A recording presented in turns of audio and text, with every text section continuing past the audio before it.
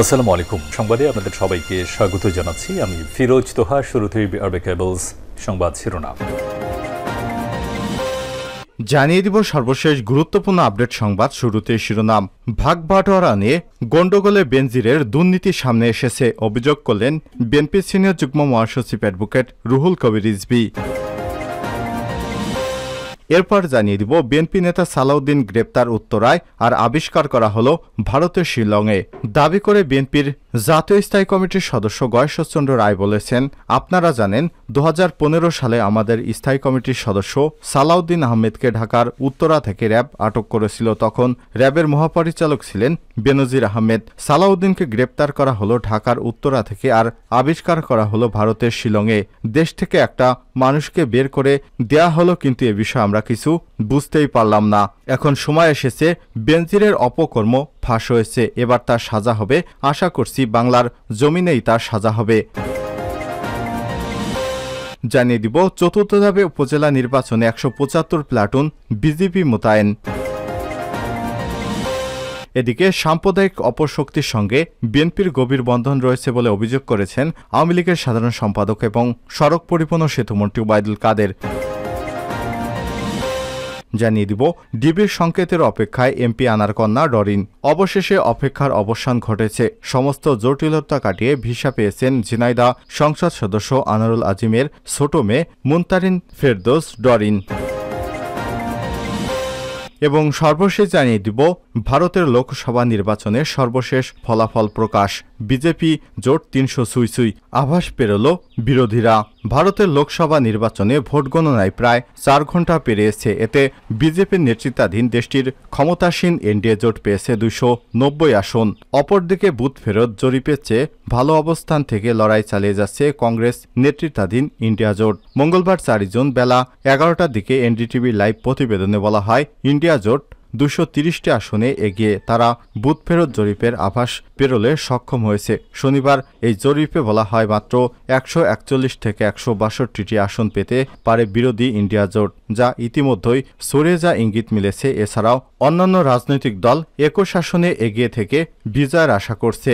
দেশটিতে সরকার গঠনের জন্য লোকসভায় 543 আসনের মধ্যে 272 আসনে বিজয় হতে হবে। স্থানীয় সংবাদ মাধ্যমগুলোর লাইভ আপডেট চলছে, বিজেপি জোট সংখ্যাগরিষ্ঠতা খুব সহজে অর্জন করতে চলেছে। সুতরাং তাহলে এবারও ধরা যায় ভারতের প্রধানমন্ত্রী নির্বাচিত হচ্ছেন নরেন্দ্র মোদী। প্রিয় দর্শক, এতক্ষণ শুনছিলেন সংবাদ শিরোনাম, এবার বিস্তারিত। তবে তার আগে বন্ধুরা, আপনি কোন স্থান থেকে আমাদের সংবাদটি দেখছেন কমেন্ট করে জানিয়ে দিন। এই সংবাদ সম্পর্কে আপনার মূল্যবান মতামত। প্রিয় দর্শক, আপনি যদি আমাদের চ্যানেলে নতুন হয়ে থাকেন, ভিডিওটি দেখতে দেখতে চ্যানেলটি সাবস্ক্রাইব করে রাখুন, যাতে করে আমাদের লেটেস্ট আপডেট সংবাদগুলো সবার আগে আপনার কাছে পৌঁছে যায়। এবারে বিস্তারিত। ভাগবাটোয়ারা নিয়ে গন্ডগোলে বেনজিরের দুর্নীতি সামনে এসেছে। বিএনপি সিনিয়র যুগ্ম মহাসচিব অ্যাডভোকেট রুহুল কবির রিজভী আহমেদ বলেছেন, ভোটারবিহীন কাজে আওয়ামী লীগ বেনজিরকে লাগে আজিজকে। জনগণের ভোট আর শেখ হাসিনার লাগে না। তিনি আবার জিয়াউর রহমানের পরিবারকে নিয়ে কটূক্তি করেন, তাতে বিএনপি বা জিয়া পরিবারের কিছু যায় আসে না। সোমবার 3 জুন বিকেলে জেলা পরিষদ মিলনায়তনে শহীদ রাষ্ট্রপতি জিয়াউর রহমানের 43তম শাহাদাত বার্ষিকী উপলক্ষে তিনি এসব কথা বলেন। রুহুল কবির রিজভী বলেন, ন্যায্য দাবি আদায়ে আন্দোলনের ডাক দিয়ে কলাকচুক্ষেত বাস বাগান থেকে খুঁজে আন্দোলন নস্যাৎ করতে নেতাকর্মীদেরকে ধরে নিয়ে আসে পুলিশ, আর হাজার হাজার কোটি টাকা লুটে বেনজির আহমেদ বিদেশে পালিয়ে যায় তা স্বরাষ্ট্রমন্ত্রী ওবায়দুল কাদের। পুলিশ কিছুই জানে না, এটাও জনগণকে বিশ্বাস করতে হবে। দেশের উন্নয়নের নামে গল্প শোনাচ্ছে আওয়ামী লীগ সরকার, এমন মন্তব্য করে বিএনপির এই জ্যেষ্ঠ যুগ্ম মহাসচিব বলেন, দেশে এতই উন্নয়নের গল্প হয়, আসলে উন্নয়ন এই দেশের খেটে খাওয়া মানুষের হয়নি। দেশে মোট জনগণের কোনো উন্নয়ন হয়নি। দেশে মোটা চালের দাম বাড়লেও চিকন চালের দাম বাড়ে না। এর কারণ চিকন চাল ধনীদের খাবার, মোটা চাল গরিবদের খাবার। তিনি আরো বলেন, এই সরকার ধনীদের উন্নতি করেছে আমলাদের, দুর্নীতিবাজদের উন্নয়ন করেছে আওয়ামী লীগের নেতাকর্মীদের, এমপি মন্ত্রী, আওয়ামী লীগের ঠিকাদার ব্যবসায়ীদের। এই সরকার খেটে খাওয়া গরিব মানুষের কোনো উন্নয়ন করেনি। সুতরাং আসুন আমরা হাতে হাত রাখি এবং শপথ করে সরকারকে না নামানো পর্যন্ত আমাদের যে আন্দোলন চলছে সেটি চলমান থাকবে ইনশাল্লাহ। সালাউদ্দিন গ্রেপ্তার উত্তরায় আবিষ্কার করা হলো ভারতের শিলংয়ে, বলছেন গয়েশ্বর।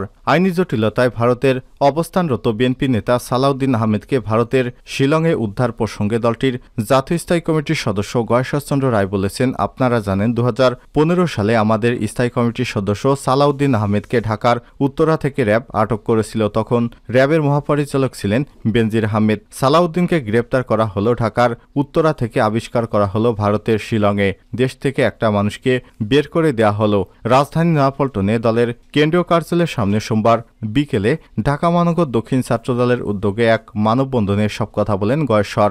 লেখক কবি ফরহাদ মাজহারের উদ্ধারের প্রসঙ্গ টেনে তিনি বলেন, কবি ফরহাদ মাজহার একজন বিশিষ্ট ব্যক্তি, তাকে ঢাকা থেকে তুলে নেওয়া হলো। যারা নিলেন তাদের চ্যালেঞ্জ করে পুলিশ তাকে খুলনা থেকে ফিরিয়ে আনলেন। অর্থাৎ ফরহাদ মাজহারকে আরেকটি দেশে নেওয়ার চেষ্টা ছিল। মুক্তির পর ফরহাদ মাজহার বলেন, বোবা হয়ে গেলেন, তিনি কোনো কথা বলেন না। কেন? কারণ কি? তবে সব কথা বলা যায় না, বোঝা তো চায়। বেনজিরের বিরুদ্ধে এখন পর্যন্ত কোনো মামলা হয়নি মন্তব্য করে গয়েশ্বরচন্দ্র রায় বলেন, দুদক তাকে কার্যালয়ে হাজির হওয়ার জন্য চিঠি দিয়েছে। বেনজিরের দেশ ত্যাগের খবর প্রসঙ্গে তিনি বলেন, পুলিশ, গোয়েন্দা সংস্থা এবং ইমিগ্রেশনে যারা আছেন তারা কি অন্ধ নাকি বোবা নাকি পড়াশোনা জানেন না? সব পত্রপত্রিকায় তো বেনজিরের খবর প্রকাশিত হয়েছে। এমপি আনারুল আজিম আনারের মৃত্যুর শোক প্রকাশ করে গয়েশ্বরচন্দ্র রায় বলেন, এখন খবরের কাগজে খুলে বেনজির এবং ভারতে খুন হওয়া সংসদ সদস্য আনারের খবর, সেই সঙ্গে বলবো স্বর্ণপাচারের সঙ্গে তিনি যদি জড়িত থাকেন তাহলে সেই বিচারটাও জনসম্মুখে হওয়া উচিত। ভারতে কারাই অবৈধ ব্যবসার সঙ্গে জড়িত সেটাও বের করা উচিত। পুলিশ বাহিনী আওয়ামী লীগ সরকারকে ক্ষমতায় রেখেছে মন্তব্য করে বিএনপি নেতা বলেন, দেশের অবস্থা ভালো নেই, সরকারের নুন আনতে পান্তা ফুরায়। সরকার একটি ঘটনার পর আরেকটি ঘটনাকে সামনে আনে। শেখ হাসিনা প্রধানমন্ত্রী একটি ঘটনা ঘটিয়ে নাটক সৃষ্টি করে।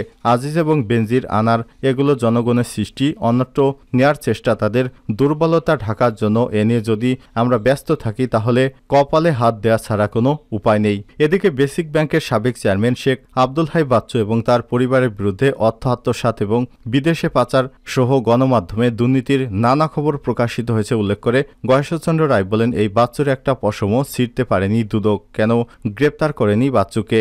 ঢাকা মহানগর দক্ষিণ বিএনপি সিনিয়র সদস্য প্রকৌশলী ইঞ্জিনিয়ার ইশরাক হোসেনের মুক্তির দাবিতে অনুষ্ঠিত এই মানববন্ধনের কর্মসূচিতে মহানগর দক্ষিণ ছাত্রদলের সভাপতি পাবেল শিকদার সভাপতিত্ব বক্তব্য দেন বিএনপি নেতা আব্দুল সালাম, শামসুর রহমান শিমুল বিশ্বাস, রফিকুল আলম মজনু, নবিউল্লাহ নবী, ছাত্রদলের কেন্দ্রীয় সভাপতি রাকিবুল ইসলাম রাকিব প্রমুখ। চতুর্থ ধাপে উপজেলা নির্বাচনে 175 প্লাটুন বিজিবি মোতায়েন। ষষ্ঠ উপজেলা পরিষদ নির্বাচনের চতুর্থ ধাপে অবাধ ও সুষ্ঠু শান্তিপূর্ণভাবে অনুষ্ঠানের লক্ষ্যে সংশ্লিষ্ট 60 উপজেলা 175 প্লাটুন বিজিবি মোতায়েন করা হয়েছে। মঙ্গলবার 4 জুন এক বিজ্ঞপ্তিতে এসব তথ্য জানানো হয়। এতে বলা হয়েছে, আগামী বুধবার 5 জুন অনুষ্ঠিত উপজেলা পরিষদ নির্বাচনে চতুর্থ ধাপে স্থানীয় বেসামরিক প্রশাসনকে সহায়তার জন্য ইন-82 সিভিল পাওয়ারের আওতায় 3 জুন থেকে আগামী 7 জুন পর্যন্ত নির্বাচনী এলাকায় শান্তি শৃঙ্খলা রক্ষাতে মোবাইল এবং স্ট্রাইকিং ফোর্স হিসেবে কাজ করবে বিজিবি। প্রসঙ্গত, আগামী বুধবার দেশের 27 উপজেলার 60টি উপজেলায় সকাল 8টা থেকে বিকাল 4টা পর্যন্ত ভোট গ্রহণ চলবে। এসব উপজেলায় চেয়ারম্যান পদে 251 জন, ভাইস চেয়ারম্যান পদে 265 জন, মহিলা ভাইস চেয়ারম্যান পদে 205 জন প্রার্থী রয়েছেন। 5144টি ভোট কেন্দ্র, 1,43,57,820 জন ভোটার ভোট দেবেন এ ধাপে। ভোট উপলক্ষে সংশ্লিষ্ট উপজেলাগুলোতে সাধারণ ছুটি ঘোষণা করেছে জনপ্রশাসন মন্ত্রণালয়।